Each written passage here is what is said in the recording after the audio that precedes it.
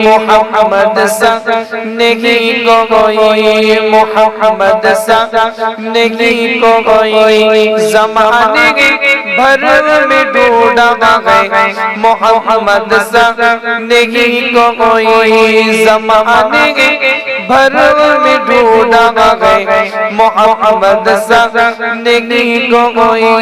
रसूलों ने कहा मिलकर, फरिश्तों ने कहा बरकर, रसूलों ने कहा मिलकर, फरिश्तों ने कहा बरकर, यही हूरों का नगमा गए, मोहम्मद सा नहीं कोई, यही हूरों का नगमा गए, मोहम्मद सा नहीं कोई, ज़माने भर में ढूंढा गए, मोहम्मद सा नहीं कोई, ज़माने भर में ढूंढा गए, मोहम्मद सा नहीं कोई। सरापा आपका लिखने तो कुरान सामने गिरा, सरापा आपका लिखने तो कुरान सामने गिरा, कलम ने इतना लिखा मोहम्मद सा नहीं कोई, कलम ने इतना लिखा मोहम्मद सा नहीं कोई, ज़माने भर में ढूंढा गए, मोहम्मद सा नहीं कोई। में लिखा मोहम्मद सा नहीं कोई,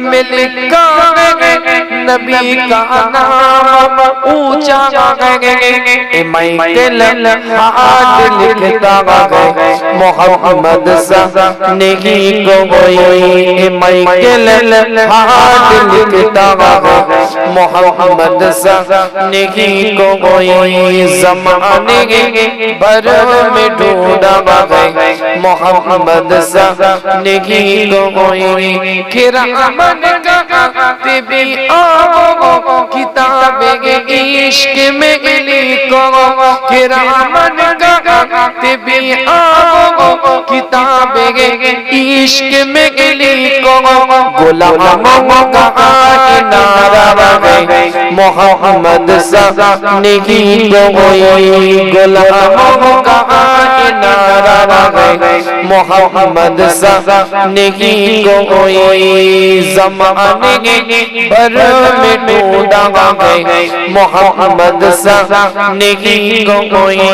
हज़ारों में ज़बी आगे बरे दिल नशी आए, हज़ारों में ज़बी आगे बरे दिल नशी आए, कोई कब ऐसा आया गए, मोहम्मद सा नहीं कोई, ज़माने भर में ढूंढा गए, मोहम्मद सा नहीं कोई।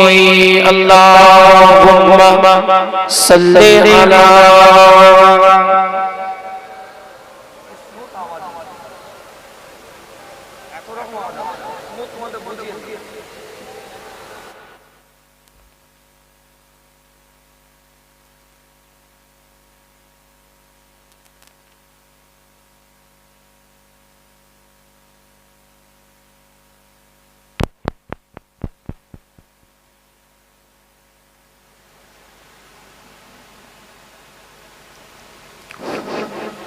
ज़िक्र करे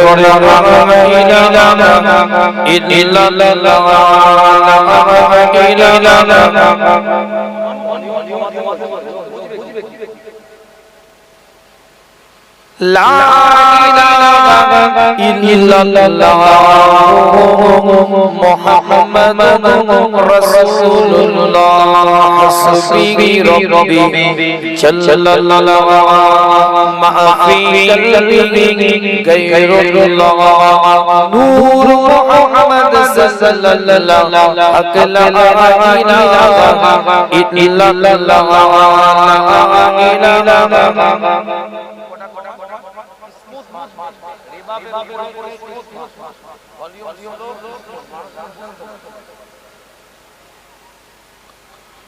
दुरूद शरीफ पढ़ें अल्लाहुम्मा सल्ली अला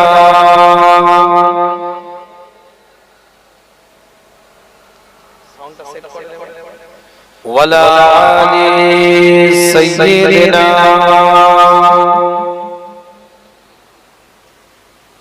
मुझको पिला दे इश्क का जाम तू आकर मैं वो गुलाम मुझको पिला दे इश्क का जाम तू आकर मैं वो गुलाम मुझको पिला दे इश्क का जाम तू आकर मैं वो गुलाम रब के दुलारे तुम ही तो हो सबके सहारे तुम ही तो हो आए नबी जितने के दुनिया में आए नबी जितने के दुनिया में सबसे प्यारे तुम ही तो हो जोरे बोले आरो जोरे बोला जावे ना चित्कार दिए आवाज दिए बोला जावे ना मुझको पिला दे इश्क का जाम तू आकर मैं वो गुलाम रब के दुलारे तुम ही तो हो सबके सहारे तुम ही तो हो आए नबी जितने के दुनिया में आए नबी जितने के दुनिया में सबसे प्यारे तुम ही तो हो भेज खुदा ने तुझको सलाम तू आकार मैं वो गुलाम तू आकार मैं वो गुलाम तू आकार मैं वो गुलाम मुझको पिला दे इश्क का नाम तू आकार मैं वो गुलाम डूबा सूरज वापस पलटे और सजर आ जाएंगे चल के तुम जो कहो हो जाए पल में क्या से क्या हो जाए अल्लाह की जाने तेरा मकाम ठीक আছে একদম ফিডব্যাক অন্য কিছু সামনে तू आकार मैं वो गुलाम तू आकार मैं वो गुलाम मुझको पिला दे इश्क का जाम तू आकार मैं वो गुलाम सिदरा पे जाके प्यारे नबी से बुलबुल सिदरा बोल नबी से आके कहेंगे हम चल जाएंगे आप अकेले जाइए यहाँ से अर्श बरी पे तेरा कयाम तू आकार मैं हूँ गुलाम तू आकार मैं हूँ गुलाम मुझको पिला दे इश्क का जाम तू आकार मैं हूँ गुलाम अल्लाहुम्मा सल्ली अला जोरे जोरे वला आलि सय्यिदिना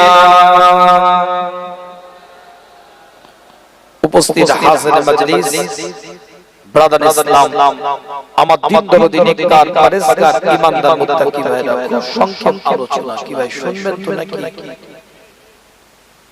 আমার নির্দিষ্ট যে টাইম আমি গুনাহগার সে টাইমে এসেছি বরঞ্চ 15 মিনিট আগে এসেছি আমার আব্বা জান ওয়ালেদ সাহেব প্রায় 2.5 থেকে 3 মাস অসুস্থ আছে 5 বার ওটি হয়েছে হুজুরে শারীরিক ভাবে অসুস্থ এই যত এই মধ্যে যত প্রোগ্রাম করেছি চিন্তাই ছিলাম যে প্রোগ্রামগুলো টাইমে পৌঁছাতে পারবো কিনা কেন নানান ব্যস্ততার মাঝখান দিয়ে আপনাদের এখানে আসা আল্লাহ পাক যথাযথ সময়ের অনেক আগে পৌঁছে দিয়েছে। যখন আমি দাওয়াত দিয়েছি তখন আমার এখানে আসার কথা ছিল বাউরিয়া খাসখামার থেকে 12:30 এখানে প্রবেশ করার কথা। তো অনেকটাই আগে আপনাদের কাছে এসেছি এবং 12:30 থেকে 2টো পর্যন্ত আমার সময় দেওয়া আছে। নির্দিষ্ট সময় ইনশাআল্লাহ আলোচনা শেষ করব। একদম টু দা পয়েন্ট কিছু আলোচনা করে আপনাদের খিদমত থেকে বিদায় নেব। কে কে শুনবেন একটু দুটো হাত এভাবে টনটনে করে তুলতে হবে একদম। আর এই জায়গাটা টাক করে আছে কেন? কিছু সমস্যা হয়েছে নাকি? না ঠান্ডায় বসতে পারছেন না লোক? এটা হাত নামাতে বলিনি, একটু হাত দুটো তুলে। যারা রাস্তায় দাঁড়িয়ে আছে বাবু একটু বসা যাবে? গুনাহগার তোমাদের পীরের আওলাদ তোমাদের খিদমতে এটা তাকবীরের ধ্বনি দেন দেখি, নারায়ে তাকবীর। হাওড়া জেলার মানুষ কি হালাতে থাকলে হবে নাকি? এসআইআর এর ভয় করছেন নাকি? ফর্ম টরম দিয়ে গেছে তো বিএলও, কোনো টেনশন নেই, একদম আওয়াজ দেন, টেনশন ছাড়া আওয়াজ দেন। করতে গয়ে গারু হো গয়া পার, একটা উর্দুতে কথা আছে। মাস কেন ঝাড়ে বাকিটার বললাম না, যা হওয়ার তাদের হচ্ছে। গোটা বুতের নাম খুঁজে পাচ্ছে না লিস্টে। তোমার কিছু টেনশন নেই, তোমার 34 সালের দলিলটা বুকে আছে তোমার। তুমি এত টেনশনে আওয়াজ দিচ্ছ কেন? তোমার 5 পুরুষ পড়ে আছে, 10 পুরুষ পড়ে আছে, আমার 17 পুরুষ পড়ে আছে। তোমার এত কিসের টেনশন? আওয়াজ দেন, নারায়ে তাকবীর। টেনশন মুক্ত ডোন্ট কেয়ার একটা আওয়াজ দেন, একদম ফ্রি মাইন্ডের একটা আওয়াজ। শরীরটাকে একটু নাড়িয়ে সকলে মিলে চিৎকার দিয়ে বলেন নারায়ে তাকবীর। আরো আওয়াজ, আরো চিৎকার, আরো জজবা, আরো হালাল চিৎকার দিয়ে বলেন নারায়ে তাকবীর, নারায়ে তাকবীর, নারায়ে তাকবীর। সিলসিলায়ে ফুরফুরা সিলসিলায়ে ফুরফুরা মাসলাকে মুজাদ্দিদে জামা, মাসলাকে মুজাদ্দিদে জামা, নারায়ে তাকবীর। সকলে বসে কোরআন শরীফ সূরার নাম সূরাতুল জুমআ 8 নম্বর আয়াতের মধ্যে আল্লাহ পাক জানিয়ে দেয়, কুল ইন্নাল মাউতাল্লাযী তাফিরুনা মিনহু ফাইন্নাহু মুলাকীকুম। তোমরা কোথায় নিজেদেরকে মৃত্যু থেকে পলায়ন করে নিয়ে যাওয়ার চেষ্টা চালাচ্ছ, মৃত্যুর সামনাসামনি তোমাদেরকে হতেই হবে। সূরার নাম সূরাতুন নিসা 4 নম্বর সূরা 78 নম্বর আয়াতের মধ্যে আল্লাহ জানিয়ে দিচ্ছে, আইনামা তাকুনু ইউদরিকুমুল মাউত ওয়ালাউ কুনতুম ফি বুরুজিন মুশাইয়াদা। আল্লাহ নবী আল্লাহ রাসূল সাহাবায়ে হুজুরদের সাথে আলাপ আলোচনা করে, সাহাবায়ে হুজুরদের সাথে কথাবার্তা বলতে থাকে। এক একটা কোরআনের আয়াত আল্লাহ পাক নাযিল করে দেয়, এক একটা ইবারত আল্লাহ পাক নাযিল করে দেয়।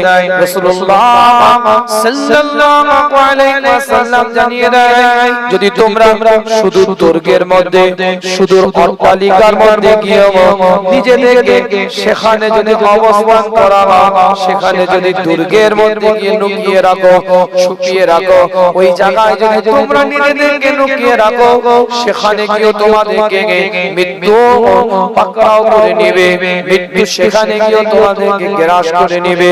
রাসূলুল্লাহ সাল্লাল্লাহু আলাইহি ওয়াসাল্লামের বারগায়ে সাহাবায়ে কেরাম হুজুররা কতরে ওই জায়গায় বসে আছে।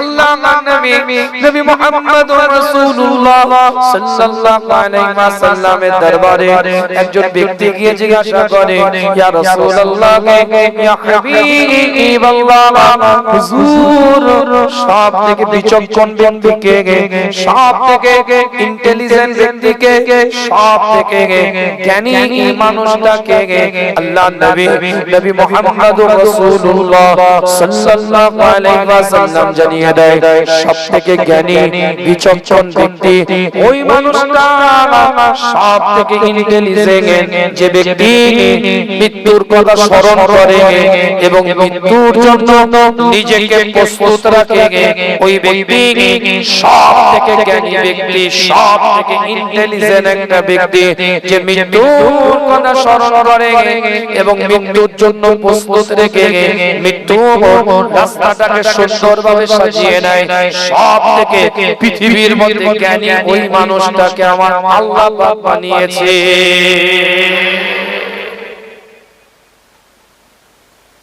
কথা কিছু বুঝতে পারছেন?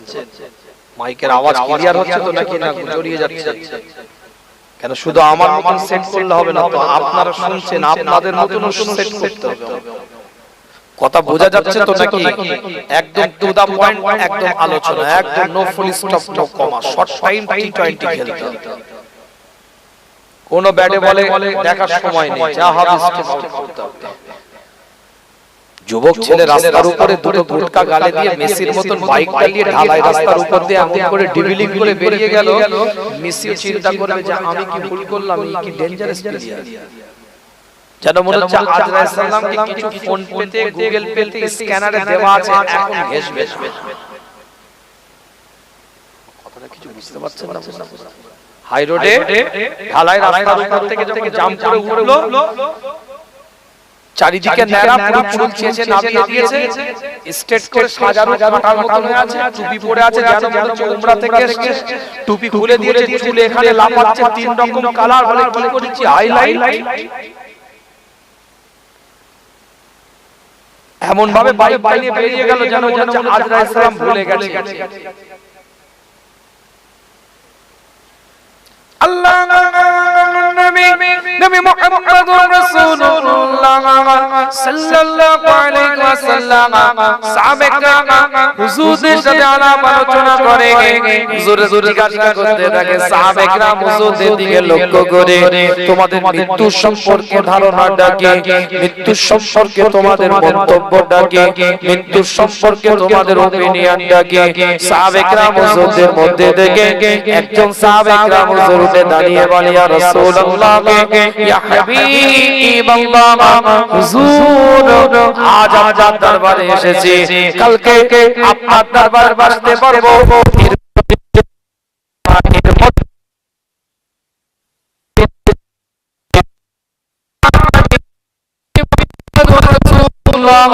সাল্লাল্লাহু আলাইহি ওয়াসাল্লামের দরবারে আরো একজন সাহাবা দাঁড়িয়ে বলে, ইয়া রাসূলুল্লাহ, ইয়া হাবিবাল্লাহ, হুজুর এক লোকমা গালের মধ্যে খাবার পাকে নিয়েছি, আর এক লোকমা গালের মধ্যে খাবারটা নিতে পারবো, এর কোনো নিশ্চয়তা নাই, এর মধ্যবর্তী সময়ে আমার মৃত্যুটা এসে যেতে পারে।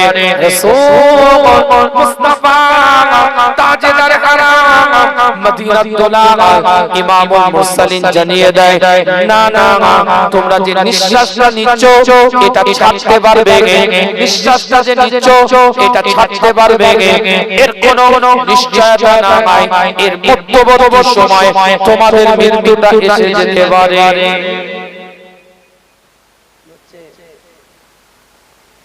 ফিডব্যাকটা দাও, ফিডব্যাকটা কমাচ্ছ, কত মাইক টিউনিং করব বাবু, আমার কথাটা কিছু বুঝতে পারছেন না? বুঝতে পারছেন? দুনিয়াতে আসার একটা ধারাবাহিকতা আছে, দুনিয়া থেকে যাওয়ার কোনো ধারাবাহিকতা নাই। দাদা এসেছে, বাপ এসেছে, তারপরে নাতি পোতা এসেছে, এই যে সিরিয়াল মেইনটেইন করা হয়েছে আসার ক্ষেত্রে, যাওয়ার ক্ষেত্রে কোনো সিরিয়াল মেইনটেইন করা হয় কি? বাপ হয়ে যায়, দাদা হয়ে যায়, পোতা চলে যায়, এই সিক্স প্যাক বডি নিয়ে ঘুরছিল, ল্যাট এখানে ফুলিয়ে তুলেছিল, সিট আপ দিয়ে দিয়ে সিনাকে চওড়া করে ফেলেছিল। 3 মাস পরে 6 মাস পরে শীতে বেলায় মাটি না নাই, এলাকার লোক জিজ্ঞেস করছে কি হয়েছে রে সলিমউদ্দিনের ছেলেটা, বলে দুটো কিডনি চলে গেছে। কথা কিছু বুঝতে পারছে? আয়াতটা মনে রাখতে হবে, হাদিস মনে রাখতে হবে, আলোচনা এগিয়ে যাবে। মৃত্যু পাকড়াও করবে, মৃত্যু ধরে নেবে, আর সবথেকে বুদ্ধিমান ব্যক্তি ওই ব্যক্তি যে মৃত্যুকে স্মরণ করে। এমন পাবজির নেশায় ঢুকে আছে, ওখানে মার্ডার করার ধান্দায় করছে যে নিজেকে মরতে হবে খবর নেই। এমন ফ্রি ফায়ারের নেশায় ঢুকে আছে, ওখানে গুলি করার ধান্দায় করছে নিজেকে যে দুনিয়া থেকে চলে যেতে হবে, নিজের লাইফ যে চলে যাচ্ছে সেটা খবর নেই। ওর লাইফে ভাবছে মোবাইলে ইলেকট্রনিক্স গেমে। যুবক বোঝার চেষ্টা করো, কানে যখন আযানটা দিয়েছে মনে রাখবে সেদিনে কেউ তোমার বাড়ির সামনে জামাতের নামাজে দাঁড়াতে আসেনি, একদিন কাতারে কাতারে জামাতের নামাজের জন্য দাঁড়াবে, কেউ আযান দিবে না। একটা আযান আর একটা নামাজ, এর মধ্যবর্তী একটা জীবনের হায়াত। কি ভাই কথা ঠিক ঠিক ছিল? আল্লাহ নবী মুহাম্মদুর রাসূলুল্লাহ সাল্লাল্লাহু আলাইহি ওয়াসাল্লাম হুজুর সাহাবে کرام হুজুরদের সাথে কথাবার্তা বলতে থাকে। সূরার নাম সূরাতুল মুলক, 67 নম্বর সূরা, দ্বিতীয় নম্বর আয়াতের মধ্যে আল্লাহ পাক জানিয়ে দেয়, আল্লাযী খালাকাল মাউতা ওয়াল হায়াতা লিয়াবলুয়াকুম আইয়ুকুম আহসানু আমালা। আল্লাহ কোরআন দিয়ে জানিয়ে দেয় তোমাদের মওত আর হায়াতের মধ্যবর্তী যে সময়টাকে আমি আল্লাহ পাক লিপিবদ্ধ রেখেছি, আমি আল্লাহ পাক নির্ধারণ করে রেখেছি, এই সময়টাকে যত সুন্দরভাবে তোমরা সাজাতে পারবে, এটা একটা পরীক্ষার হলে নাই, যত পরিপাটির সাথে তোমরা সাজাতে পারবে। যেমন পরীক্ষার হলে 3 ঘন্টা প্রশ্নটা হাতে পাওয়ার পরে যত সুন্দরভাবে আপনি পরীক্ষার হলে লেখাটা জমা দিয়ে আসতে পারেন, যত পরিপাটির সাথে যত নির্ভুল ভাবে আপনি লেখাটাকে ওই জায়গায় আপনি জমা দিতে পারবেন, তত সুন্দর আপনি একটা রেজাল্টের আশা করতে পারবেন। আজকে দুনিয়ার হায়াতটা 20 বছর, 30 বছর, 40 বছর, 50 বছর, 60 বছর, 70, 80, 90, হাতে গোনা কয়েকজন 100 দেখা যায়। এই যে হায়াতে জিন্দেগিটাকে আমার আল্লাহ, আমার মাওলা, আমার পরওয়ারদিগার বেনিয়াস আপনাকে আমাকে দিয়েছে। আল্লাহ পাক নিজেই বলছে এটা তোমাদের জন্য একটা পরীক্ষার হলে নাই। এই জীবনটাকে যত পরিপাটির সাথে, যত সুন্দরভাবে, যত ডিসিপ্লিনের সাথে, যত শিষ্টাচারের সাথে, যত সুন্দরভাবে সাজিয়ে তুলতে পারবে, যত সুন্দরভাবে নির্ভুলভাবে জীবনটাকে গঠন করতে পারবে। উম্মা ইউমিতুকুম, মৃত্যু তো আসবে, উম্মা ইউহয়িকুম, তোমাদেরকে জিন্দা করা হবে, উম্মা ইলাইহি তুরজাউন, যখন তোমরা রবের দরবারে, আল্লাহর দরবারে, কাল কিয়ামতের ময়দানে, কাল হাসরের ময়দানে দাঁড়িয়ে যাবে, আমার আল্লাহ এই দুনিয়ার হায়াতটাকে কাজে লাগাবার জন্য, পরিপাটির সাথে জীবনটাকে তৈরি করার জন্য একটা ডান হাতে আমলনামা দিবে।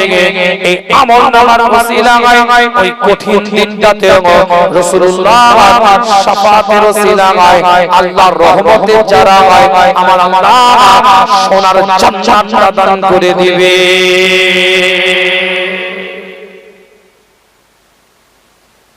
সাদা খাতা জমা দিলে কি হবে? এই কথা বলে না, লেখার মধ্যে ভুল ত্রুটি হয়েছে, 10 এর জায়গায় 3 দিবে, 4 দিবে, কিন্তু কিছুই লিখেন না, জমা দিয়েছেন, তাহলে কি হবে? ইবাদত করার চেষ্টা করেছেন, কিছু ভুল হয়েছে, কিছু খামখি হয়ে গেছে, আল্লাহ মাফ করবে, কিন্তু ডোন্ট কেয়ার, কিছু মনেই করলাম না। 30 বছর বয়স হয়ে গেল, শরীয়তের ধাত পারলাম না, এখনো পর্যন্ত বিশ্বাস করে পানি নিতে গেলে ভাবি থাক পড়ে নেব, এখনো পর্যন্ত বিশ্বাস করতে বসতে গেলে ভাবি আজকে দাঁড়িয়ে করে নিই। আমার কথাটা কিছু বুঝতে পারছেন না? বুঝতে পারেন না? জীবন তৈরি করার দরকার আছে না?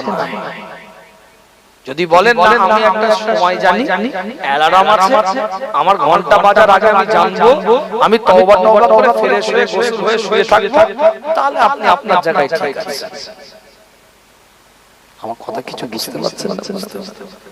যদি এই সার্টিফিকেট আপনি হাত তুলে আমাকে দিয়ে দেন যে আজরা সাল্লাল্লাহু আলাইহি একটা কন্টাক্ট আছে, উনি আসার আগে ঠিক আমাকে WhatsApp এ মেসেজ দিবে কিংবা একটা লোকেশন পাঠিয়ে দেব, তারপরে উনি কি আর আমার ঘর চিনতে পারবে নাকি? লোকেশন না দিলে হুজুর আপনি ফুলপুরা থেকে এসে চিনতে পারছেন না, আসমান থেকে এসে ঘর চিনে ফেলবে নাকি? লোকেশন দেব, ঠিক দেখে আসবে, তার আগে তওবা করে ঠিক হয়ে যাবে।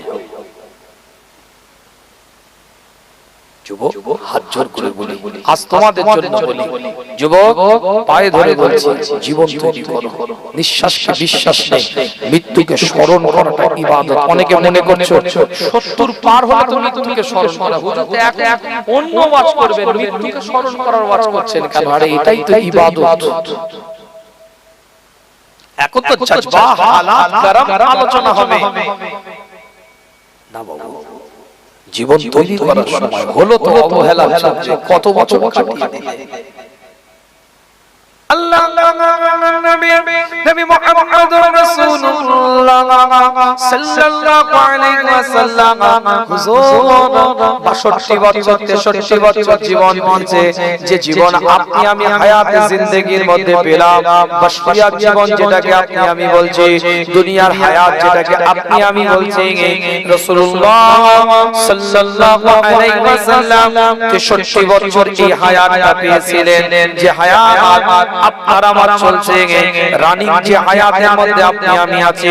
আল্লাহর নবী এই 23 বছর নবুয়তের জীবন আর 40 বছর নবুয়তের পূর্বের জীবন, আমি বলি না, কোরআন জানিয়ে দিচ্ছে সূরাতুল আল ইমরান 3 নম্বর সূরা 164 নম্বর আয়াতের শেষ অংশে আল্লাহ বলছে, ওয়া ইন কানু মিন ক্বাবলু লাফি দালালিন মুবিন। রাসূলুল্লাহ সাল্লাল্লাহু আলাইহি ওয়াসাল্লাম আমি আল্লাহ, আমি মাওলা, আমি পরওয়ারদিগার বেনিয়াস এমন একটা সময় দুনিয়াতে পাঠিয়েছে। সেই সময়টা কেমন ছিল? এই জাহেলিয়াতের যুগটা কেমন ছিল? অজ্ঞতার যুগটা কেমন ছিল? মূর্খতার যুগটা কেমন ছিল? ডার্কনেস টাইমটা কেমন ছিল? আল্লাহ ডাইরেক্ট কোরআন দিয়ে বলছে সেটা একটা প্রকাশ্য পথভ্রষ্টতার যুগ ছিল। সেই যুগে রাসূল 40টা বছর কাটিয়েছে। সেই যুগের মানুষেরা কাফের হওয়ার পরেও, মুশরিক হওয়ার পরেও, বেদিন হওয়ার পরেও রাসূলুল্লাহ সাল্লাল্লাহু আলাইহি ওয়াসাল্লাম যেভাবে হায়াতে জিন্দেগিটাকে কাজে লাগিয়েছে, হায়াতটাকে যেভাবে সুন্দরভাবে পরিপাটির সাথে কাজে লাগিয়েছে, নবুয়ত তখনো পান নাই, রিসালাতের দাওয়াত দেওয়ার অনুমতি তখনো নাই, ওয়াহদানিয়াতের জিকির তখনো রাসূলুল্লাহ পৃথিবীর মানুষকে এলান করেন নাই। এই 40 বছর নবুয়তের পূর্বে এত সুন্দর জীবন, এত আখলাক, এত পরিপাটির সাথে জীবনটাকে আল্লাহর নবী, আল্লাহর রাসূল সুন্দর করে সাজিয়েছিলেন। ওই কাফেরেরা, মুশরিকেরা, বেদিনেরা আওয়াজ দিয়ে বলেছিল মুহাম্মদ সাল্লাল্লাহু আলাইহি ওয়াসাল্লাম তিনি as-সাদিক, তিনি সত্যবাদী। আওয়াজ দিয়ে বলেছিল তিনি আল-আমিন, তিনি বিশ্বাসী। ওই কাফেররাও বলতে বাধ্য হয়েছে রাসূলের হায়াতে জিন্দেগি নবুয়তের পূর্বে 40 বছর এমন আচার ব্যবহার দেখিয়েছে, এমন চলাফেরা দেখিয়েছেন, এমন কথাবার্তা দেখিয়েছেন, এত সুন্দর পরিপাটি জীবনটা দেখিয়েছেন। নবুয়তের দাওয়াত দেওয়ার হুকুম এসে গেল। 40 বছরের রাসূল নবুয়ত পেয়ে গেলেন। সূরার নাম সূরাতুল আহরাফ। সূরাতুল আহরাফের 7 নম্বর সূরা 158 নম্বর আয়াতের মধ্যে আল্লাহ পাক জানিয়ে দেয়, পরিষ্কার কোরআন তার ভাষার মধ্যে দিয়ে জানিয়ে দেয়, ইয়া আইয়ুহাল্লাযীনা আমানু, আল্লাহ কোরআন দিয়ে এলান করে দিয়েছে একাধিক জায়গার মধ্যে আমানু শব্দের দ্বারা ঈমানদারদের দিকে লক্ষ্য করে আল্লাহ পাক ক্লিয়ার করেছে। আল্লাহ পাক জানিয়ে দিয়েছে এই আয়াতের মধ্যে আমার আল্লাহ মানব জাতকে জানিয়ে বলছে, কুল ইয়া আইয়ুহান নাস, এই নবী আপনি মানুষকে জানিয়ে দেন, আপনি মানুষকে বলে দেন, আপনি মানুষকে মেসেজটা ড্রপ করে দেন, কোন জাতকে কেন্দ্র করে নয়, কোন সম্প্রদায়কে কেন্দ্র করে নয়, কোন রিলিজিয়াসকে কেন্দ্র করে নয়, কোন একটা পার্টিকুলার ধর্মকে কেন্দ্র করে নয়, আপনি মানুষকে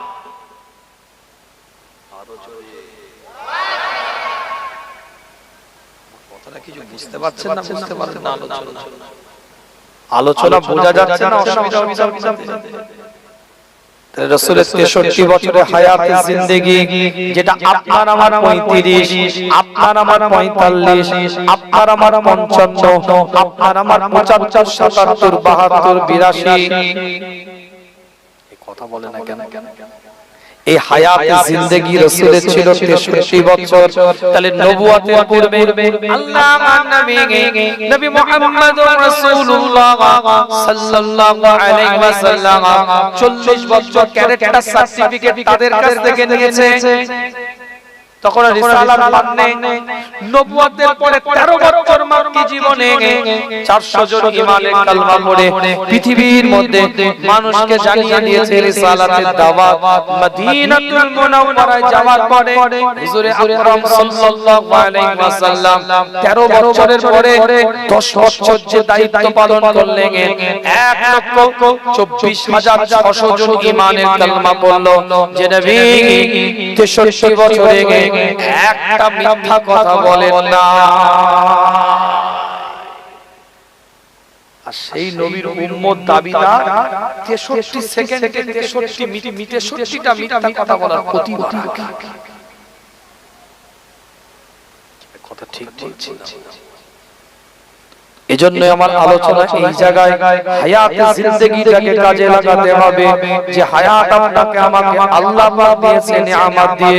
আল্লাহ পাক কোরআন দিয়ে জানিয়ে দেয়, ইয়া আইয়ুহাল্লাযীনা আমানু তাকুল্লাহা হাক্কা তুকাতিহি ওয়া লা তামুতুন্না ইল্লা ওয়া আনতুম মুসলিমুন। আমি বলি না কোরআন জানিয়ে দেয়, এই ঈমানদারেরা তোরা আল্লাহকে ভয় কর, ভয় করার মতন ভয় কর। ওয়ালা তামুতুন্না ইল্লা ওয়া আনতুম মুসলিমুন। যতক্ষণ তোরা মুসলমানের পরিচয় না দিতে পারবি, তোরা ঈমানদারের পরিচয় যতক্ষণ দিতে না পারবি, মুসলমান যতক্ষণ না হবি, তোরা মৃত্যুবরণ করবি না। তাহলে মৃত্যুর আগে মুসলমানের পরিচয় দিতে হবে। সেই মুসলমানের পরিচয়টা কেমন হবে? আজ জীবনটাকে তৈরি করে নেন, সেই জীবনটা কেমন হবে আজকে আপনাকে আমাকে বুঝে নিতে হবে। মসজিদের মুয়াজ্জিন হাইয়া আলাস সালাহ মসজিদের মধ্যে বলবে, আর আপনি মাচায় বসে 8 সেট পাবজি খেলবেন, ফ্রি ফায়ার খেলবেন, ড্রিম 11 খেলবেন, রামি সার্কেলের সাথে আপনি যুক্ত থাকবেন। সফটওয়্যার ক্যারাম বোর্ড, লুডো, পিকটু, তাস গুলোকে ডাউনলোড করা আছে। মসজিদের মুয়াজ্জিন আযান দেবে আর পাচিরের গায়ে আপনি হেলাম দিয়ে এই নোংরা কাজের সাথে আপনি যুক্ত থাকবেন। জুম্মা দিনে কাতারে কাতারে দাঁড়িয়ে আপনি নিজেকে মুসলমান বলে যদি পরিচয় দিতে আসেন, এখানেই তো আমার বক্তব্যের প্রশ্ন চিহ্ন দাঁড়িয়ে যাবে। অসুবিধা হচ্ছে নাকি? আমার কথাটা কিছু বুঝতে পারছেন না? ইসলাম তো অভিনয় করার জন্য আপনাকে আমাকে পাঠায় নাই, যে নাটক করবেন, অভিনয় করবেন, কেউ কিছু বুঝতে পারবে না। বিষয়টা এরকম নয়। কোরআন যেখানে বলছে আফাতুমিনুনা বিবাদিল কিতাব ওয়া তাকফুরুনা বিবাদ, একটা নিলাম একটা ছেড়ে দিলাম, এটার নাম দিন নয়। পরিপূর্ণতার সাথে আপনাকে ইসলামকে নিতে হবে। আমি বলি না কোরআনটা নিয়ে দেয়, কোরআন তার ভাষার মধ্যে দিয়ে না করে দেয়। ইয়া আইয়ুহাল্লাযীনা আমানু তাকুল্লাহ, যেমন কোরআন বলেছে, এই আয়াতের মধ্যে আল্লাহ বলছে ইয়া আইয়ুহাল্লাযীনা আমানু দুখুলু ফিস সিলমি কাফা ওয়া লা তাত্তাবিউ খুতুওয়াতিশ শাইতান ইন্নাহু লাকুম আদুউম মুবিন। পরিপূর্ণতার সাথে তিনটাকে আপনাকে আমাকে নিতে হবে। আজ জালসার দিনে টুপি মাথায় দিলাম, কিন্তু ইশার নামাজটা আদায় করলাম না। পাক্কা নিয়ত করে আছি তাবারুকের প্যাকেট পেয়ে বিরিয়ানি খেয়ে ফজরের নামাজ না পড়ে ঘুমিয়ে যাব। পাক্কা নিয়ত। চুমবুক ইমাম সাহেব হাফেজ সাহেব যাক আর এটা আল্লাহ পাক কবুল করেন, সকলে বলে আমিন। কেন সব জায়গায় আবার ইমাম সাহেব থেকে শিক্ষা করা যাবে না, মহাবিপদ। সব শালাকে ছেড়ে দিতে বলে বেরে শালাকে দর। খুব পাগা মারছিল, হুজুরের সামনে খুব মাথা লাগাচ্ছে। সে এক বিপদ হয়েছে, এক জায়গায় সাক্ষী করেছি ইমাম সাহেব, কি গো পৌষ মাসের শীতে, মাঘ মাসের শীতে কটা মুসল্লি আসে, ও ইমাম জজ ভাই এই যে বলেছে, পরে পরে কেলা কেলা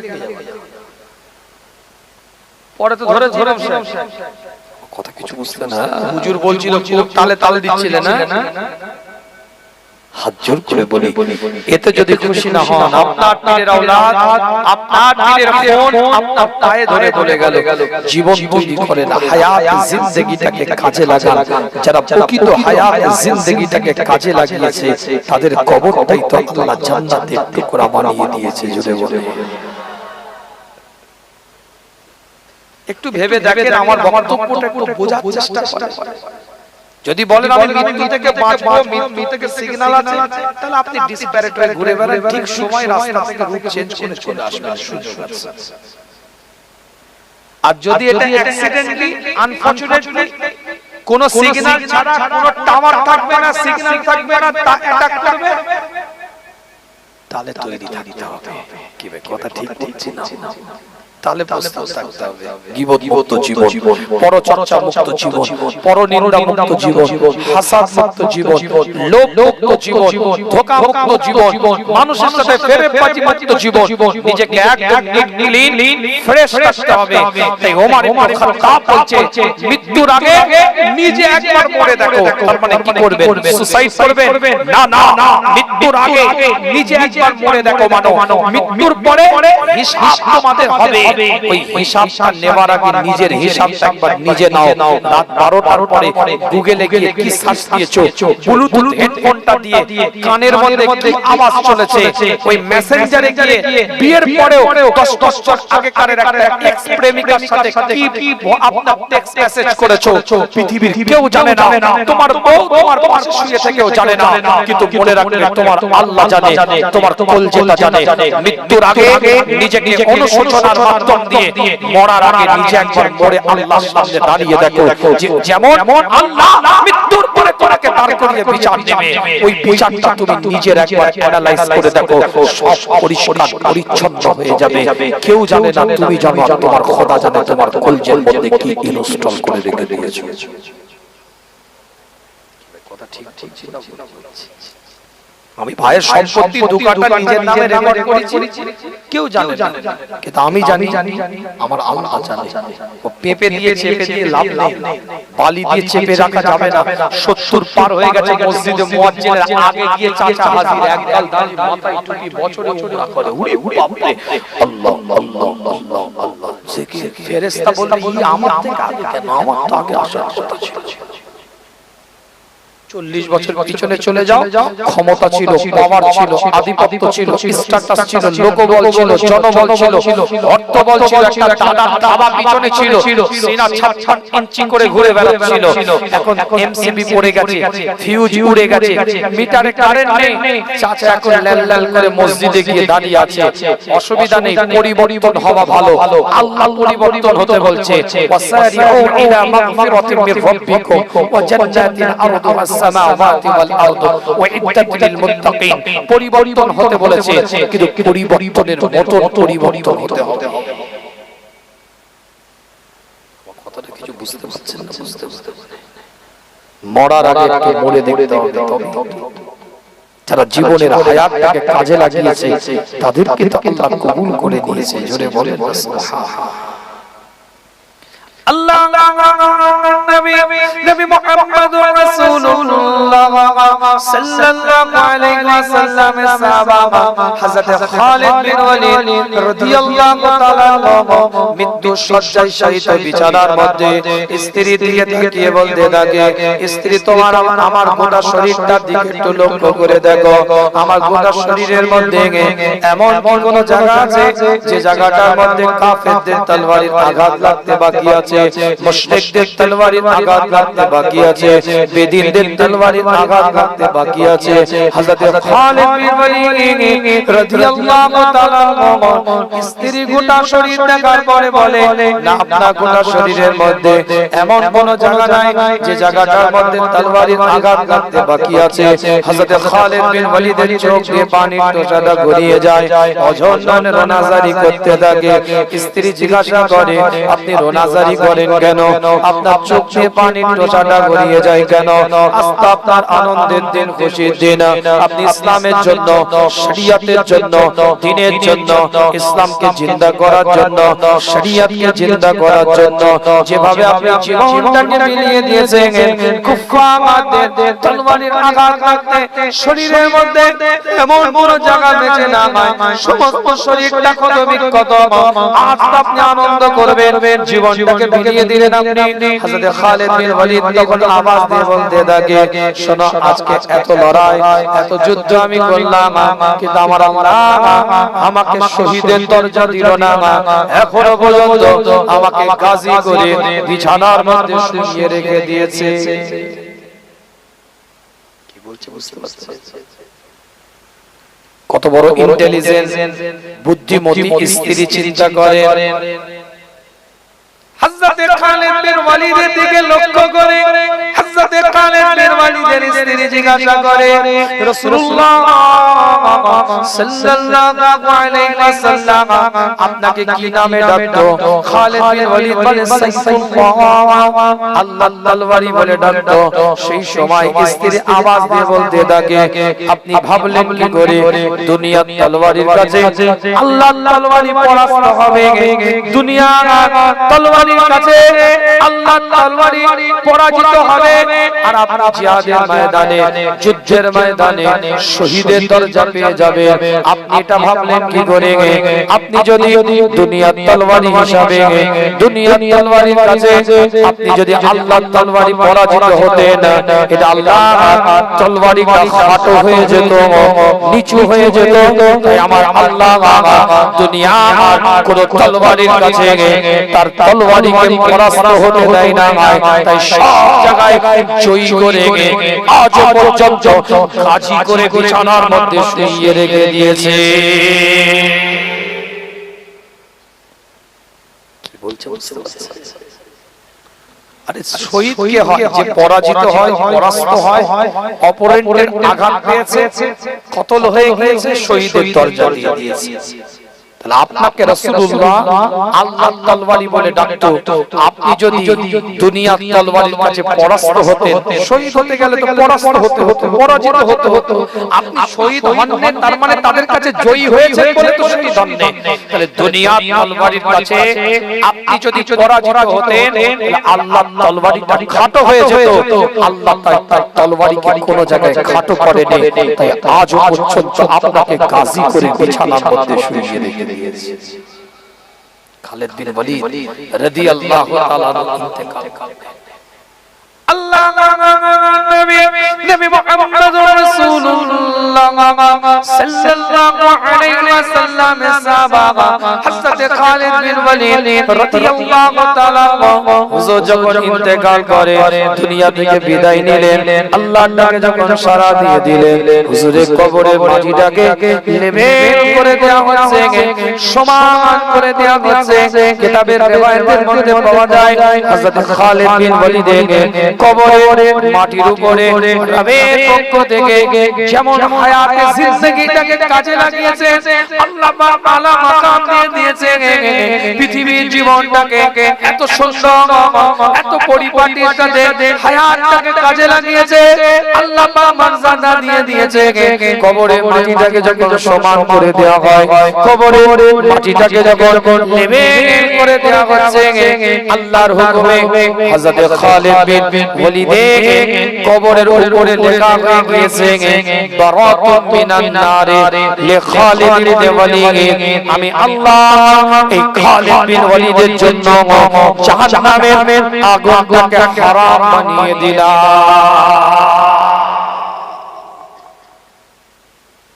দুনিয়ার হায়াতকে কাজে লাগিয়েছে। আল্লাহ পাক কবুল করেন, সকলে বলেন আমিন। বিদায় নেব রাসূলের সাথে দাঁড়িয়ে একটু সালাতুস সালাম পাঠ করব। আশেপাশে যারা আছেন সকলে মাহফিলে চলে আসেন। একদম প্যাকেজিং আলোচনা, দুনিয়া থেকে চলে যেতে হবে, হায়াতটাকে কাজে লাগাই। ইয়া নবী সালাম।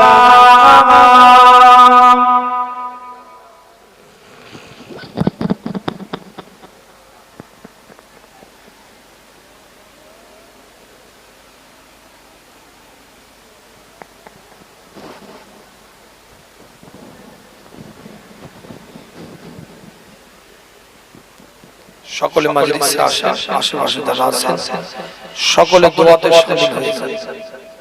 একান্ত জানারা নিচে বসতে পারবেন না, একান্ত জানারা নিচে বসতে পারবেন না, তানারাই চেয়ারের কাছে থাকেন। বাকিরা কি প্যান্ডেল এদিকে আসেন তো একটু দেখতে ভালো লাগলো। যুবকদের তো চেয়ারে বসা কোনো যুক্তি নেই, জানারা নিচে বসতে পারবেন না, পায়ের সমস্যা, হাঁটুর সমস্যা, নিচে বসতে পারে না, শারীরিক অক্ষমতা, দুর্বলতা, তারাই কেবলমাত্র চেয়ারের কাছে থাকবেন। বাকিরা এদিকে আসেন তো এই টাকটাকে একটু পূরণ করে। মজলিসে যে টাক পড়ে গেছে এই টাকটাকে একটু পূরণ করুন। সকলে চলে আসেন, এই রাস্তার ধারে এদিক ওদিক ঘোরার তো কোনো যুক্তি নেই। চলে এসো, সকলে মাহফিলে চলে এসো। যারা চেয়ারে বসতে পারবেন না, চেয়ার ছাড়া নিচে, তারা ওখানে থাকবে। মুরব্বিরা নাই দুঃখ পেয়ে যাবে যে হুজুর আমাদেরকে কষ্ট করে নিচে বসিয়ে দিল। না, আপনারা ওখানে থাকেন। যারা পায়ে হাঁটুর সমস্যা, মুড়তে পারেন না, নিচে বসতে অসুবিধা, তারা চেয়ারে কিন্তু বসবে, তারা চেয়ারে বসবে, তারা চেয়ারের কাছে থাকবে। বাকি সকলে একটু পরিবেশ তৈরি করে নেন, সকলে মাহফিলের মধ্যে চলে আসেন। আমার কথায় রাগ করলেন, কথা বলে না, আমার কথা কষ্ট পেলে, আমার আলোচনা বুঝতে অসুবিধা হলো, প্যাকেজিং আলোচনা। একটাই কথা, দুনিয়া থেকে যখন চলেই যেতে হবে তাহলে আজকে রাস্তাটাকে তৈরি করতে হবে। এই তৈরি করার হায়াত জিন্দেগিটাকে ভাড়াটিয়া বাড়ি নাই, এটার প্রতি দরদ দেখিয়ে লাভ নেই। এখানে ইনকাম করতে হবে, আর আসল জায়গায় কবরটাকে জান্নাতের টুকরা করতে হবে। হুজুর ইনকাম, আমালি ইনকাম, সব জায়গায় পয়সা লাইনে চলে যাচ্ছে কেন? আমালি ইনকাম করতে হবে, তবেই তো কবরটা বাংলো হবে। মিনহা খালাকনাকুম ওয়া ফিহা নুঈদুকুম ওয়া মিনহা নুখরিজুকুম তারাতান উখরা।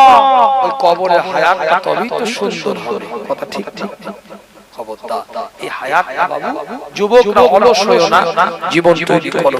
মনে করো না যে আমাদের সময় আছে, এখন থাক, একটু গরিমসি করে সময় বলে বলে শুনে যে উদাহরণ দিলাম, নিঃশ্বাসকে বিশ্বাস নেই। আসো রাসূলের সামনে দাঁড়িয়ে একটু আবেগপ্রবণ হয়ে খুব ভালোবাসার সাথে একটু সালাতুস সালাম। ইয়া নবী সালাম।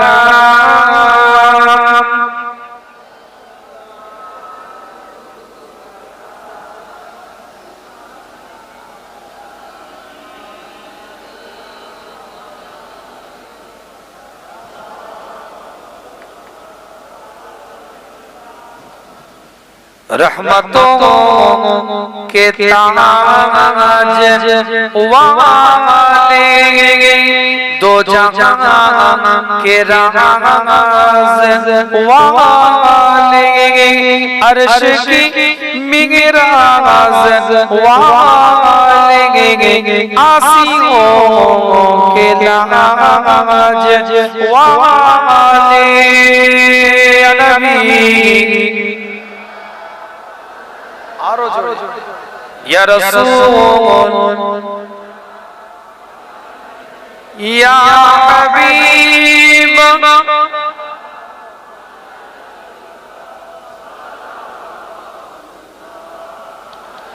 ऐसा गर जाओ मदीना, तू नबी जी से कहना, आपका एक नाम लेके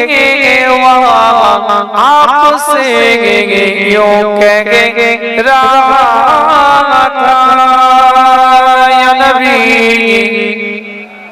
आरो जोड़े, या रसूल या हबीब,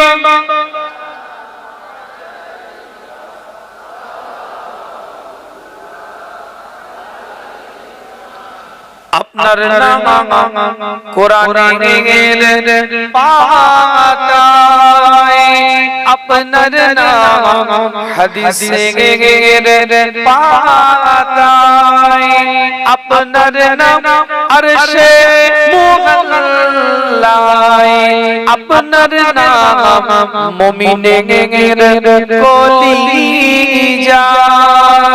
নবী ইয়া রাসূল ইয়া হাবিব সালাওয়াতুল্লাহ। বালাগাল উলা বিকামালিহি কাশাফাত তুজা বিজামালিহি।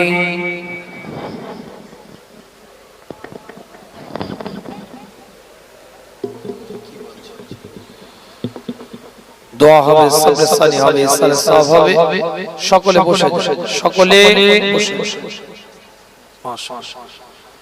পর্দার আলে বহু মা বোনেরা আছেন, অনুরোধ করব আপনাদেরকে চারটি জিনিস খেয়াল রাখবেন। 5 ওয়াক্ত নামাজ পড়বেন, রমাদান মাসে রোজা রাখবেন, স্বামীর খিদমত করবেন, নিজের আবরুটাকে হেফাজত করবেন। জান্নাতে 8টা দরজা আল্লাহ খুলে দিবেন। আপনার মাবুদ, আমার মাবুদ, মেয়েদেরকে পর্দা পুশিদার সাথে রাখবেন। খবরদার বেআব্রু অবস্থায় রাস্তাঘাটে মেয়েরা না ঘোরাফেরা করে, সবাই পর্দা পুশিদার সাথে চলাফেরা যেন করে, এটা খেয়াল রাখবেন। খবরদার বেআব্রু অবস্থায় না ঘোরাফেরা করে। ইসলাম মেয়েদের অধিকার দিয়েছে, সম্মান দিয়েছে, ইজ্জত দিয়েছে, হায়াত জিন্দেগি। আমার মায়েরা আপনারা কাজে লাগান জীবনের নীতিমালা। এক একটা বান্দিকে নেককার বান্দি হিসাবে আমার আল্লাহ পাক কবুল করে নেবে। জোরে বলেন সুবহানাল্লাহ। আল্লাহ নবী মুহাম্মদ রাসূলুল্লাহ সাল্লাল্লাহু আলাইহি ওয়াসাল্লাম সাহাবে کرام হুজুরদের সাথে আলাপ আলোচনা করতে থাকে, সাহাবে کرام হুজুরদের সাথে কথাবার্তা বলতে থাকে। আল্লাহ নবী আল্লাহ রাসূলের দরবারে একজন সাহাবা গিয়ে বসে থাকে, ইয়া রাসূলুল্লাহ ইয়া হাবিবাল্লাহ, হুজুর আমি জাহেলিয়াতের যুগে, অজ্ঞতার যুগে, মূর্খতার যুগে, ডার্কনেস টাইমে, অন্ধকার আচ্ছাদিত সময় কিছু ভালো কাজ করেছিলাম, কিছু উত্তম কাজ করেছিলাম, সলিহ কাজ করেছিলাম। আল্লাহ পাক কি তার সাজা আমাকে দিবে, তার কি পুরস্কার আমাকে দিবে। এই যে দুনিয়ার হায়াত, যে দুনিয়ার হায়াত নিয়ে আলোচনা করছিলাম, টোটাল একটা দুনিয়ার হায়াত।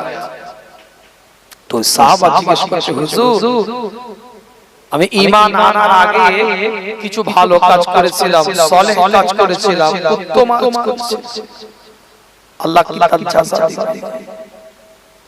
আল্লাহ নবী মুহাম্মদ রাসূলুল্লাহ সাল্লাল্লাহু আলাইহি ওয়াসাল্লাম হুজুর ওই সাহাবে کرام হুজুরের দিকে লক্ষ্য করে জিজ্ঞাসা করতে থাকে, কি এমন তুমি কাজ করেছিলে, কি এমন তুমি কর্ম করেছিলে যে কাজের জন্য তুমি আজকে জাযা, যে কর্মের জন্য তুমি আজকে পুরস্কারের আশা করছো?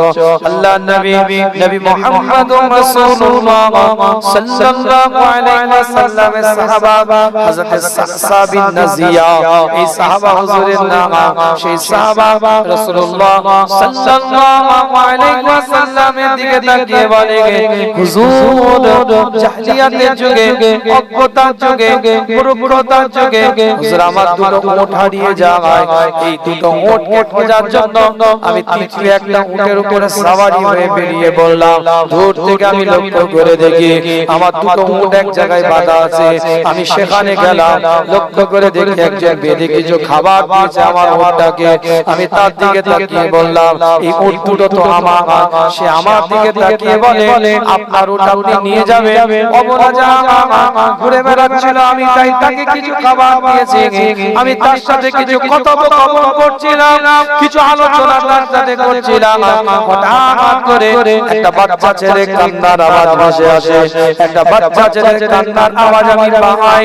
আমি সঙ্গে সঙ্গে লক্ষ্য করে দেখি ওই ব্যক্তিটা আওয়াজ দিয়ে জিজ্ঞাসা করে ছেলে হয়েছে কি মেয়ে হয়েছে। আমি তার দিকে তাকিয়ে জিজ্ঞাসা করলাম ছেলে হলে আপনি কি করবেন আর কন্যার জন্ম হলে আপনি কি করবেন। ওই ব্যক্তি আমার দিকে তাকিয়ে বলে ছেলে হলে আমার বংশের গৌরব, আমার বংশের সম্মানকে বাড়াবে, ইজ্জতকে বাড়াবে, আর কন্যা সন্তান হলে এখনই আমি তাকে জীবন্ত কবর দিয়ে দেব। এই কথা বলতে এক মিনিট লস করে দিয়েছে, যেটুকুন আলোচনা চলছে এক মিনিটের জন্য ফালতু কোনো কথা বলিনি ইনশাআল্লাহ। আল্লাহ আমার থেকে বলাই, আমি বলিনি এটা বলাটা গুনাহ, অহংকারী ভাষা। আল্লাহ আমার থেকে বলাই এক মিনিটের জন্য ফালতু এই তাবারুক দিচ্ছেন আমি করে বসে থাকতে এই কথা বলতে তাবারুক করে মোনাজাত ওইভাবে বসে কি ব্যাপার। আমি চিন্তা করলাম তাবারুক দেখ আমার একটা কথা মানুষ শুনো, আমারও সওয়াব হবে তাদেরও সওয়াব হবে, টাইমটাকে ওয়েস্ট না করে কাজে লাগে। কথা বুঝতে পারছেন? আল্লাহ নবী মুহাম্মদুর রাসূলুল্লাহ সাল্লাল্লাহু আলাইহি ওয়াসাল্লাম করে বলে আমি এই অবস্থায় ওই জায়গায় দাঁড়িয়ে থাকি, লক্ষ্য করে দেখি ভিতর থেকে আওয়াজ আসে একটা কন্যা সন্তানের জন্ম হয়েছে। আমি ওই মানুষটাকে প্রস্তাব দিলাম, হাদিস বলছি কোনো চটি কিতাবের গল্প নয়, গুগলে গিয়ে সার্চ দিন সাসা বিন নাজিয়া, শুধু এই সাহাবাটার নামটা আপনি লিখেন, আপনি ডিটেইলস সেখানে পেয়ে যাবেন। যদি নামটাও না লিখতে পারেন আমি নাম বলছি, মাইকেল কাছে কি আপনি গুগলে সফটওয়্যার আছে সেখানে আপনি কি ওই শব্দটা উচ্চারণ করছি আমি, আপনি ক্যাচ পাওয়ার তৈরি করে ফেলেন, সফটওয়্যারটা ডাউনলোড করে আপনার মোবাইলের মধ্যে অটোমেটিক্যালি হাদিস কোন জায়গায় কত পৃষ্ঠায় আছে আপনি পেয়ে যাবেন। আধুনিক সফটওয়্যারের মাধ্যম দিয়ে এখন আমাদের কাছে ভুলভাল তথ্য দিয়ে যাওয়ার কোনো সুযোগ নাই। আল্লাহর নবী মুহাম্মদুর রাসূলুল্লাহ সাল্লাল্লাহু আলাইহি ওয়াসাল্লামের সাহাবা হযরত সাসা বিন নাজিয়া বলে হুজুর আমি তার দিকে তাকিয়ে প্রস্তাব দিলাম আপনার কন্যাটাকে আমাকে দেন, এর বিনিময়ে আমি আপনাকে দুটো উট দিয়ে দেব। সে আমার প্রস্তাবে রাজি হলো না, সে আমাকে ঘুরিয়ে প্রস্তাব দিল তাকে আমাকে তিনটে উট দিতে হবে, তার ফলে আমি তাকে আমার কন্যা সন্তানটা দিবে। আমি তাতেই রাজি হয়ে গেলাম। তিনটে উটের বিনিময়ে ওই কন্যাটাকে বুকের সাথে জড়িয়ে বাড়ির দিকে আমি নিয়ে আসলাম। ইয়া রাসূলুল্লাহ আমার লন্ডির হাতে তুলে দিলাম, লন্ডির কাছে সে বড় হতে থাকে। আস্তে আস্তে যখন বড় হয় সে আমার বুকের উপরে উঠে আমার দাড়িটা ধরে টানে, আমার কপালের মধ্যে গালের মধ্যে চুমা দিতে থাকে। আল্লাহর নবী মুহাম্মদুর রাসূলুল্লাহ সাল্লাল্লাহু আলাইহি ওয়াসাল্লামের দিকে তাকিয়ে বলে হুজুর আমি মক্কা গলিতে গলিতে ঘুরতে আরম্ভ করলাম, ওই মেয়েটার প্রতি আমার একটা ভালোবাসা জন্মে গেল, ওই মেয়েটার প্রতি আমার একটা দরদ এসে গেল। মক্কার গলিতে গলিতে যেতে শুরু করে দিলাম। যে বাড়িতে একটা কন্যা সন্তানের জন্ম হয় আমি সাসা বিন নাজিয়া সেই বাড়ির দরজার সামনে গিয়ে দাঁড়িয়ে যাই, ওই কন্যা সন্তানটাকে আমি বুকের সাথে জড়িয়ে নিয়ে হুজুর তার বিনিময়ে আমি তিনটে উটটাকে দিয়ে দিই। আল্লাহর নবী আল্লাহর রাসূলের সাহাবা বলে হুজুর এক একটা কন্যা সন্তানের বিনিময়ে আমি তিনটে করে উট দিয়ে 322টা কন্যা সন্তানের জীবনকে আল্লাহ আমার ওসিলায় হেফাজত করেছে। এর সাজা কি আল্লাহ দিবে, এর পুরস্কার কি আমাকে আল্লাহ পাক দিবে। আল্লাহর নবী মুহাম্মদুর রাসূলুল্লাহ সাল্লাল্লাহু আলাইহি ওয়াসাল্লাম সাসা বিন নাজিয়ার এই কথা শোনার পরে হুজুর উঠে দাঁড়িয়ে গেলেন। আল্লাহ নবী নবী মুহাম্মদুর রাসূলুল্লাহ সাল্লাল্লাহু আলাইহি ওয়াসাল্লাম সাসা বিন নাজিয়ার দিকে তাকিয়ে হুজুর বুকের সাথে জড়িয়ে নেয়, কপালের মধ্যে চুমা দিতে থাকে। সাসা বিন নাজিয়ার দিকে লোক করে বলে, সাসা জাহেলিয়াতের কর্মের কারণে আল্লাহ পাক ঈমান আনার পরে কোন রকম তাকে বেনিফিট দেয় না, ইনাম দেয় না। কিন্তু আমি রাসূল, আমি মুস্তাফা, আমি তাজদারে হারাম, আমি মদিনাতুল্লাহ, আমি ইমামুল মুরসালিন, আমি ইমামুল কিবলাতাইন জানিয়ে দে আল্লাহ পাক তোমার এই কর্মের কারণে, এই কাজের কারণে ঈমান মানো, দৌলত আল্লাহ তোমাকে দিয়েছে। আর ঈমান থাকার কারণে আমি রাসূলুল্লাহ বলি জান্নাতের মধ্যে আমি যে জায়গায় যাইবো তুমিও ঠিক একই জায়গায় অবস্থান করবে। আরো জোরে, আরো জোরে, আরো জোরে, নারে তাকবীর, নারে তাকবীর, নারে তাকবীর। দেখেছো বিরিয়ানি জজবা দেখে কি মনে করেছো? ডেঞ্জারাস কিছু তেমন দেখাচ্ছি না। নেট প্র্যাকটিসের বল দেখেছো? ম্যাচের বল আলাদা, নেট প্র্যাকটিসের বল আলাদা। এইভাবে 5টা পর্যন্ত বসিয়ে রাখবো, প্যাকেট দিয়ে বসে থাকবো। ঘুরছিলিস তো এদিকে ওদিকে, এই ঘুরছিলিস তো এদিকে ওদিকে, রিয়া নবী হলে গেল। শোনওয়া তিরিং বিরিং গেছিস, গুটকা খেচ্ছিস, ফাটিয়ে ফেলবো। চুপ করে বস, একটাকে উঠলে উঠলে ঢিল ছুড়। ওটে ওটে, এই তোমরা দাঁড়িয়ে আছো, এই কে তোরা? চল যা না, এখানে বস বস বস।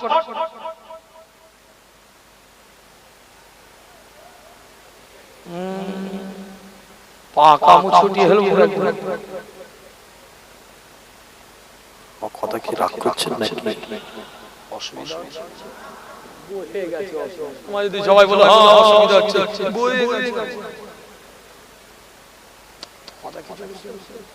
তোমরা না বলছো বলে আমি খুশি হয়ে গেছি, এটা মনে করছো। তোমরা যদি বলছো হ্যাঁ হুজুর আপনার আসলে কথায় অসুবিধা হচ্ছে, বয়ে গেছে, আমি তোমাকে খুশি করতে এসেছি না আল্লাহকে খুশি করতে এসেছি। ও কমিটি কি মনে করলো, কি ভাবলো, সেটা আমার দেখার দরকার নেই। শ্রোতা তুমি কি মনে করলে, কি ভাবলে, ওটাও আমার দেখার দরকার নেই। আমার আল্লাহ আমাকে কি মনে করে এটা আমাকে ভাবতে হবে।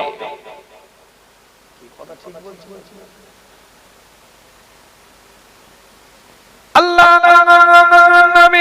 নবী মুহাম্মদুর রাসূলুল্লাহ সাল্লাল্লাহু আলাইহি ওয়াসাল্লামের যুগে সাহাবে কেরাম হুজুরকে যারা দেখেছে তাদেরকে তাবিঈন হযরত বলা হয়।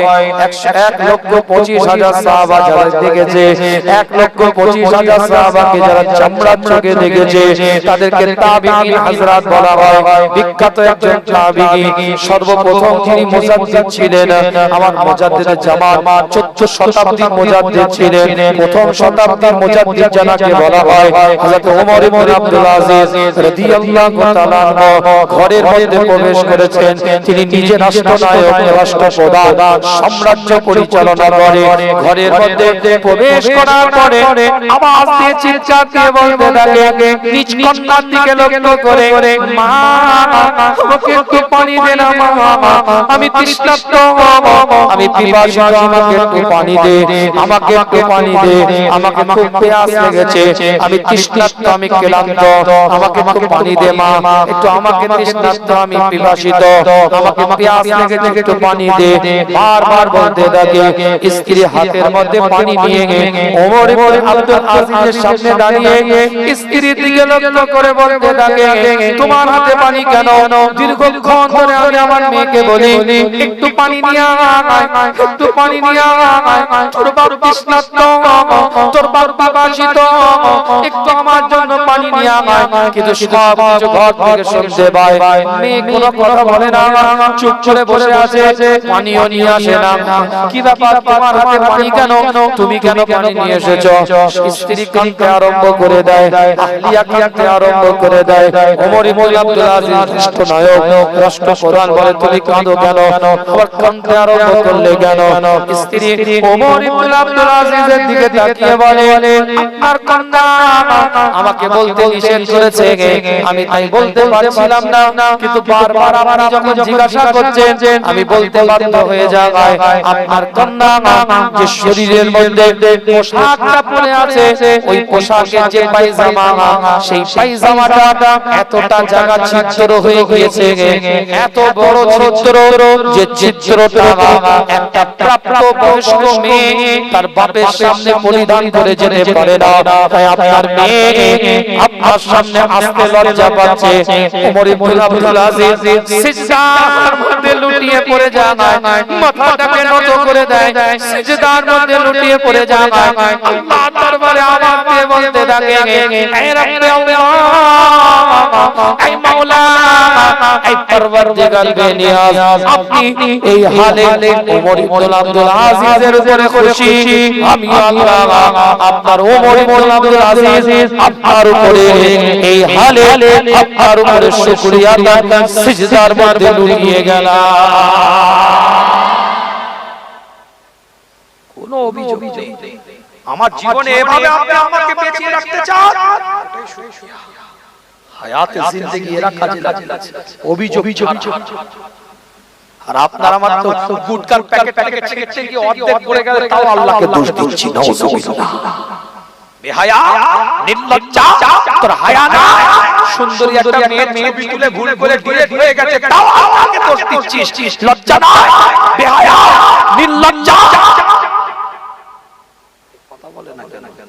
মোবাইলটা হাত থেকে পড়ে গেলে আল্লাহকে দোষ দিস, বান্দা তুই বান্দা। কথা রাগ করছেন নাকি? এ জোরে বলেন, রাগ করছে? বয়ে গেছে। করবো আলোচনা না দোয়া করবো? কে কে শুনবে? দুটো হাত তুলো। বিরিয়ানি পাওয়ার পরে কে কে শুনবে? ওইদিকে হাত তুলছেন, এরা মেরা করছে। তোলো, তোলো, তাকবীর দাও, নারে তাকবীর। এই আওয়াজে গাড়ি গড়াবে না, আওয়াজ দিয়ে বলেন নারে তাকবীর। আরো চিৎকার, আরো আওয়াজ দিয়ে বলেন নারে তাকবীর, নারে তাকবীর, নারে তাকবীর, নারে তাকবীর। সূরার নাম সূরাতুল ইমরান, 3 নম্বর সূরা 96 নম্বর আয়াতের মধ্যে আল্লাহ জানিয়ে দিয়েছে, ইন্না আউওয়ালা বাইতিন উদিয়া লিন-নাস লাল্লাযী বিবাক্কাতা মুবারাকান ওয়া হুদান লিল আলামিন। আল্লাহ নবী মুহাম্মদুর রাসূলুল্লাহ সাল্লাল্লাহু আলাইহি ওয়াসাল্লামের উপরে আল্লাহ পাক আয়াতকে নাযিল করে দিলেন। পৃথিবীর প্রথম ঘর কাবা বাইতুল্লাহ, যেটা মানুষের জন্য আল্লাহ পাক বরাদ্দ করে দিয়েছে, লাল্লাযী বিবাক্কাতা, যেটা মক্কার মধ্যে অবস্থিত, যেটা মক্কার মধ্যে অবস্থিত, যেটা বালাদুল আমিনের মধ্যে অবস্থিত। ওখানে যারা যাবে তারা মুবারক হয়ে যাবে। আল্লাহ কোরআন দিয়ে জানিয়ে দেয়, ওয়াহুদান লিল আলামিন। আর আমার আল্লাহ ওই জায়গাটাকে হেদায়েতের কারখানা হিসাবে কবুল করে নিয়েছে। আরো জোরে, আরো জোরে।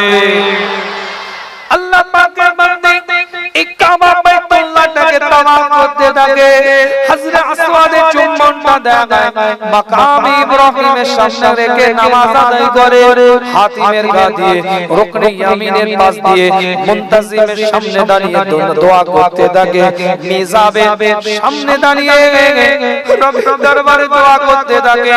আল্লাহ পাকের বান্দী কি হায়াতে জিন্দেগি কাজে লাগিয়েছে, কি জীবনটাকে কাজে লাগিয়েছে, যে আলোচনা আপনার আপনাদের খিদমতে একটার পর একটা পয়েন্টের উপর আলোচনা। দুনিয়া থেকে বিদায় নিতে হবে, চিরস্থায়ী দুনিয়া থেকেও থাকবে না, নিঃশ্বাসকে বিশ্বাস নয়, আল্লাহর ডাক আসলে চলে যেতে হবে। এই হায়াতের জিন্দেগিটাকে তারাই তো কাজে লাগিয়েছে, আল্লাহ মাকাম দিয়ে দিয়েছে, মর্যাদা দিয়ে দিয়েছে। আল্লাহ পাকের বান্দি কাবা বাইতুল্লাহ থেকে তাওয়াফ করছে, কাবা বাইতুল্লাহ দিকে তাকিয়ে আওয়াজ দিয়ে বলতে থাকে, হে রব্বে আল্লাহ, হে মাওলা, তুমি যে হালে আমাকে রেখেছো এই হালে তোমার বান্দি তোমার প্রতি খুশি। আবার কাবা বাইতুল্লাহ তাওয়াফ করে, আবার আওয়াজ দিয়ে বলতে থাকে, হে রব্বে আল্লাহ, তুমি যে হালে আমাকে রেখেছো এই হালে তোমার বান্দি তোমার প্রতি খুশি। এভাবে বারবার তাওয়াফ করে আর বারবার এই কথা বলতে থাকে। একজন ব্যক্তি গিয়ে জিজ্ঞাসা করে, আপনার সিচুয়েশনটা কি সিচুয়েশন আপনি ক্রিয়েট করছেন, কি পরিস্থিতিতে আপনি সময় কাটাচ্ছেন যে আপনি বারবার বলছেন যে আল্লাহ আপনি যে হালে রেখেছেন আপনি সেই হালে আপনি খুশি আছেন। এই কথা আপনি কেন বারবার বলছেন? কি পরিস্থিতি আপনার সামনে দিয়ে গুজরাচ্ছে, কি অবস্থায় আপনি পরিস্থিতিতে আপনি কাটাচ্ছেন, এই কথা আপনার বারবার বলার কারণটা কি? আল্লাহ পাকের বান্দি বলে, আমি তাওয়াফ শেষ করে আপনার সাথে কথা বলছি। তাওয়াফটা শেষ করেছে, মাকামে ইব্রাহিমকে সামনে রেখে আল্লাহ পাক কাবা বাইতুল্লাহর দিকে ফিরে সুন্নাতুল তাওয়াফ ধরে নামাজ আদায় করেছে। আল্লাহ পাকের বান্দি আল্লাহ পাকের ওই বান্দার কাছে গিয়ে বলে, আমি একদিন এক সময় আমার কোলের মধ্যে একটা বাচ্চাকে রেখে চুলোর মধ্যে রান্না চালার মধ্যে আমি রান্না করছিলাম। হঠাৎ করে আমার দুটো বাচ্চা আরো ঘরের মধ্যে তারা নিজ মনে আপন মনে খেলা করছিল। একটা আওয়াজ আমি শুনতে পেলাম, আমি ঘরের মধ্যে প্রবেশ করলাম, ছোট্ট বাচ্চাটাকে চুলো শালের ওখানে রেখে দিয়ে আমি ঘরের মধ্যে রান্না চালা থেকে ভিতরে আসলাম। আসার পরে লক্ষ্য করে দেখি কিছুদিন আগে আমাদের পরিবারে একটা বকরি জবাহ করা হয়েছিল। সেই বকরি জবাহ করার দৃশ্যটা আমার দুই সন্তান দেখেছিল। ওই দুই সন্তান একে অপরের সাথে খেলা করতে করতে বড় ছেলেটা মেজো ছেলেটা গলার মধ্যে ছুরিটা চালিয়ে দিয়েছে। জমিনের মধ্যে মৃত আমি মেজো ছেলেটাকে গিয়ে দেখতে পাই, আমার বড় ছেলেটাকে খুঁজতে বেরোয়, কোথায় সে গেল, কোন জায়গায় গেল কালো হয়, কোথায় আবার সে চলে গেল। আমি লক্ষ্য করে দেখি আমাদের পরিবারের মধ্যে একটা এক জায়গায় কাঠ রাখা ছিল, সেই কাঠের ওখানে গিয়ে লক্ষ্য করি আমার বড় ছেলেটাকে দূর থেকে আমি দেখতে পাই, কিন্তু কাছাকাছি যখন যাই লক্ষ্য করে দেখি ওই কাঠের মধ্যে বিষাক্ত সাপের দংশনে আমার বড় ছেলেটাও মারা গেছে। দুই বাচ্চাকে আমি ঘরের মধ্যে নিয়ে আসি, দুজন এক জায়গায় রেখে দিয়েছি। হঠাৎ করে আমি মা আমার মনে হয় আমার ছোট্ট বাচ্চাটাকে আমি তো রান্না ঘরে রেখে দিয়ে এসেছিলাম।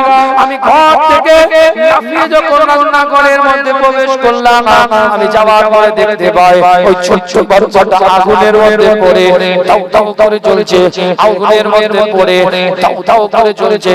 আমি মা তিন বাচ্চাকে একসাথে গোসল করতে দেখেছি, আমি মা তিন বাচ্চাকে একসাথে জানাজা পড়াতে দেখেছি, কাফন পড়াতে দেখেছি, কবরস্থ হতে দেখেছি, কবরের মধ্যে শোয়াতে দেখেছি। তিন বাচ্চার লাশ আমি মা নিজের চোখে দেখার পরে আজ কাবা বাইতুল্লাহতে এসে আল্লাহর কাবাকে তাওয়াফ করছি, আল্লাহর কাবাটাকে তাওয়াফ করছি, হযরত আসওয়াদের চুম্বন দিচ্ছি, মুনতাসিমের সামনে দোয়া চাইছি, হাতিমের গায়ে দাঁড়িয়ে দোয়া চাইছি, মিজানের সামনে দাঁড়িয়ে দোয়া চাইছি। রবের দিকে লক্ষ্য করে আল্লাহ পাকের দিকে তাকিয়ে আল্লাহ পাকের কাবা বাইতুল্লাহ তাওয়াফ করতে করতে বলি, হে রব্বে আল্লাহ, হে মাওলা পরওয়ারদিগার বেনিয়াজ, আপনি যে হালে রয়েছেন আপনার বান্দি সেই হালে আপনার উপরে খুশি আছে। আরো জোরে, আরো জোরে। এটা হচ্ছে তাওয়াক্কুল। কোরআন বলছে ওয়া মিনান নাসি মাইয়াশরি নাফসাহু ইবতিগা মারাদাতিল্লাহ ওয়াল্লাহু রাউফুন বিল ইবাদ। কিতাব খুলে দেখে পৃথিবীর মধ্যে এমন কিছু ব্যক্তিত্ব হবে, এমন কিছু মানুষ হবে, কোরআন বলছে এমন কিছু ব্যক্তি হবে, এমন কিছু মানুষ হবে, আল্লাহ বলছে আমার জন্য সে নিজেকে বিলিয়ে দিবে আমার কর্তব্য করার জন্য।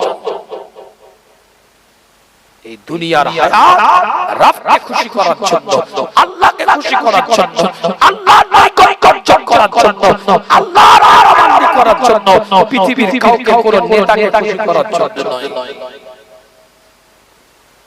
কি কথা ঠিক ঠিক ছিল বলছি, রাগ করলেন নাকি? আল্লাহ পাক কবুল করেন। এই মায়েরা, তাওয়াক্কুলের জায়গা ঠিক কর, আল্লাহর প্রতি ভরসার জায়গা ঠিক কর, আল্লাহ পাক কবুল করবেন। সকলে বলেন আমিন। আলোচনার বাড়াবো না। 3 বার সূরা ফাতিহা শরীফ, 10 বার সূরা ইখলাস শরীফ, 11 বার দুরূদ শরীফ পড়ে দোয়া সবরে সানি ইসাল।